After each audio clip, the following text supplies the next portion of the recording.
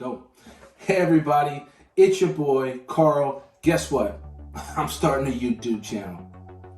Let's just get right to it. There's the winner of the auction of this little 2, maybe 3-bedroom property in the middle of Derby. It's right smack in the middle of England in the East Midlands. It's a 120-year-old house.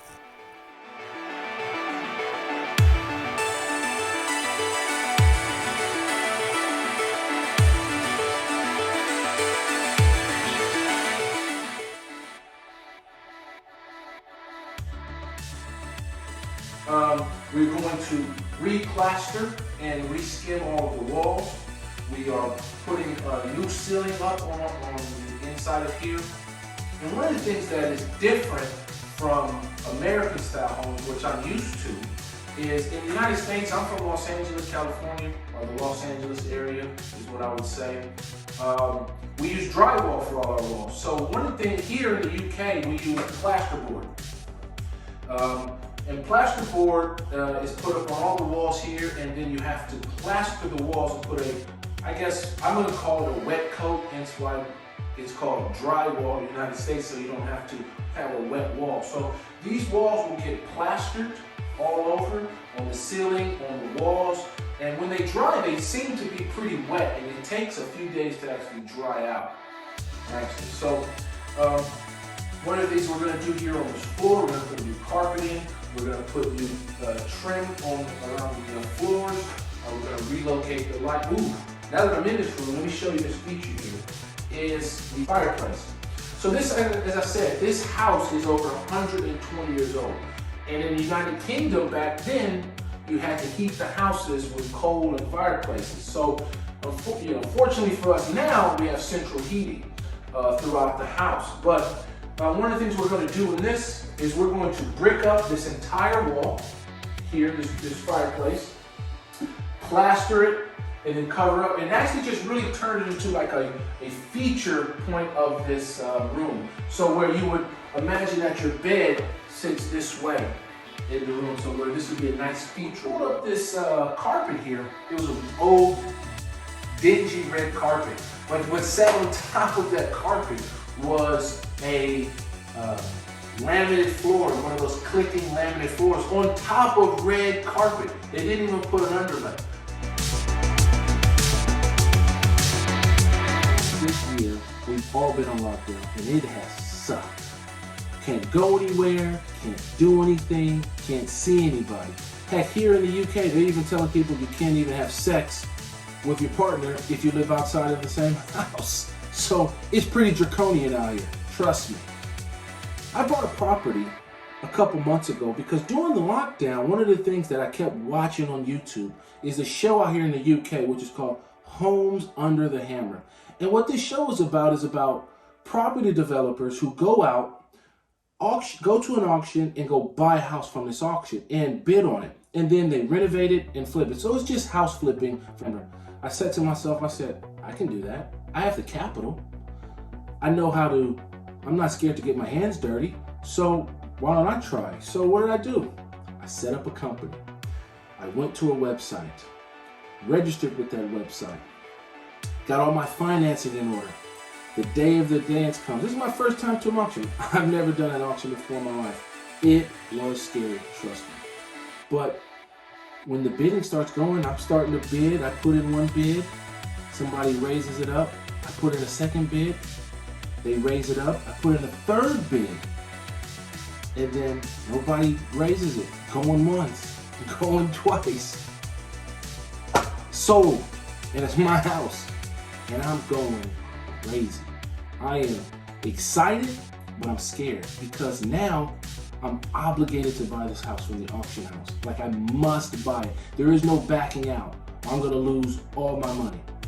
So I buy the property. I go see this property unseen. I've never stepped in it before. All I had was pictures.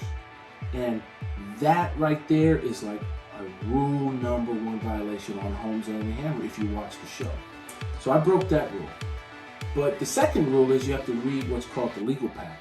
And the legal pack is a PDF file that's probably as thick as this book, which just really tells you what the legal outline is of this house, what the borders are, Are there any liens against the house? Any fees you might have to pay? Is it what's called a freehold or a leasehold? So here in the UK, there's two types of properties. You can buy a property which is what's called freehold. So when you buy the property, you actually own the land in which that house sits on. But at the same time, there's this other option, which is a leasehold, which means, yes, you own the building, but then you have to pay a rent to somebody who actually owns the land on which your house sits on. So this house is a freehold house. It is a 120 years old house that's based in Derby here in the East Midlands. For those who don't know where the East Midlands are, it's about 30 minutes north of Birmingham, about 20 minutes west, kind of southwestern of Nottingham, where Robin Hood is from. So it has really good links to a lot of good employers out here. So there's Rolls-Royce, Bombardier, there's a lot of automotive companies out here like Toyota, Jaguar Land Rover. There's a lot of industry out here like Amazon has just put a distribution hub out here. So there's a lot of industry and opportunity. So I wouldn't say the area is necessarily booming, but there's industry, core industry here that gives rise to good rental and property investment opportunities. So that's where we're at with it today. So today was essentially day one of the renovation, where we've just been demolishing everything that's on this house. And I'm talking about strip backing of walls, taking off ceilings, taking up flooring, taking out an entire kitchen, just really getting hands-on involved. I think I'm going to show you a quick little tour of that.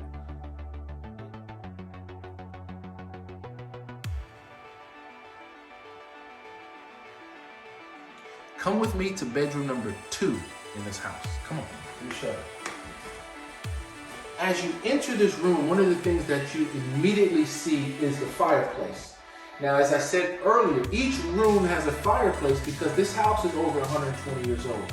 And so we no longer need that because we have central heating in this house. But again, we've bricked up this fireplace. We're gonna put a plasterboard or skim coat on this fireplace. And we're gonna do the same treatment that we're gonna do in bedroom number. One thing that was more interesting in this room than the other room was that we found newspapers all the way down here. As a matter of fact, here's some more coming out right now. This is all old newspaper. And so this newspaper dates from the Derby Telegraph from June 11th, 1964. Wow. So, it's demolition day, as I said, in this house. What you can see this way is the old kitchen, which is going to get rehabbed. There is stuff everywhere, from floorboards to stoves to tile on the wall, all being ripped down. We're going to do a full works in here, new kitchen, new floor, new everything inside this kitchen. Not the world's biggest kitchen. Again, this house is over 120 years old. So houses built then used to have these very narrow galley style kitchens, is what you can see here. So it's not a very modern kitchen to modern standards, but some of the things that we're going to do in here is we're going to actually open up this space here so that it's more inviting and more open to a more modern take on a living room, or a kitchen, I should say. So this is going to be the kitchen, living room, dining area in this space here. So we're going to open this up. We're going to try to extend through that wall over there. We'll see. That's not sure if that's in the budget at the moment, but we'll see. But one thing that's interesting of this house is as you go through that wall, there's actually an outhouse out there. So back 120 years ago, there was no indoor plumbing. So if you needed to do a number 1, a number 2, and maybe sometimes a number 3, you actually have to go outside, go around back, and go in an outhouse. Luckily, it's modern living, so we don't need to do that. We have a bathroom upstairs, but we want to try to incorporate that outhouse out there and actually incorporate it into the house. There we go. Oh. Here I am inside the kitchen. It's full demo day here. We got walls taken off, tile taken off. I'm in a room, a kitchen actually, that can only be described as a mess. As I said, this is a 120-year-old house. So they used to have these very narrow, elongated kitchens. So on the other side of this wall actually is an outhouse. So we're looking to see if we can blow through this wall here, incorporate that outhouse into a bathroom so we can have a bathroom downstairs. Now it's a little weird because you'll be doing a number one or a number two right off from where mom or dad or is cooking breakfast, lunch, or dinner in here, but hopefully the good aromas that are being made here far outweigh the bad aromas that are being done down that way. So we'll see. Let's watch the space. It's not necessarily in the budget, but we will see. One of the things that we discovered when we bought this property and had the first walk around was that coming out through the property, when you looked at the flooring, first pass on a picture, it looks pretty nice. But it's always the devil is in the details. So we lifted up some of the flooring, and one of the things that we found was that throughout the property, through most of the rooms, you would find this vinyl flooring laying on top of old existing carpet. I mean, the previous owners or the previous tenants were too lazy or too cheap to actually rip up this existing carpet and put a proper underlayment under, and then put this flooring underneath. I mean, talk about being a slumlord into the house. So there's your front door. One of the things that we found once we ripped up all the flooring in here was some of these original features into the house. So whenever you're buying or you're renovating a house that has this much history in it and so many memories, you can only imagine that you're gonna find some pretty interesting finds in here. So one of the things that we found was the existing floor, the existing tile floor that runs through this hallway. I'm currently undecided on what to do, whether I can keep it or restore it, because this house has kind of a little bit of a lean to it that we need to level off the floor. But you know, it's still something interesting to take that we might be able to salvage it. So when you come through this hall, you'll see this beautiful tile. We gotta wait and see what we do, but again, we're doing the same work throughout. New walls, new flooring.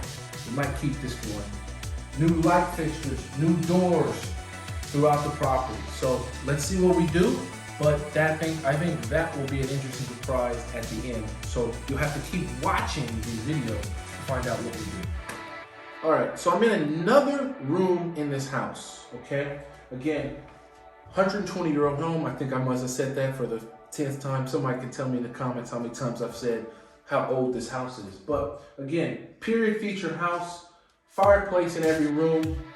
One of the interesting things about this room was when we first walked through this property, because there were originally tenants living in here, they've actually been running a dehumidifier for about 2 years in this property, they say, because one of the things that you get in an old house or in, say, the United Kingdom, which is, for lack of a better word, a very wet environment can be, is you get what's called damp or rising damp. And so where you would look at the walls and it would just flake off, and your plasterboard would just flake off, and you would come in this room and it just didn't pass the smell test. And we thought, man, there must be damp coming from somewhere. Well, we stripped this whole room down and can't find it anywhere. But I think I know what the culprit was. Is that, again, this room had that same ugly red carpet, sat on top of the vinyl flooring. But one of the things that they were doing is they had a refrigerator in here, and they would put in their wet clothes in here when they washed their clothes. So this room or that floor was never getting a chance to breathe. Now that we've taken it all out, you can't even smell the damp. So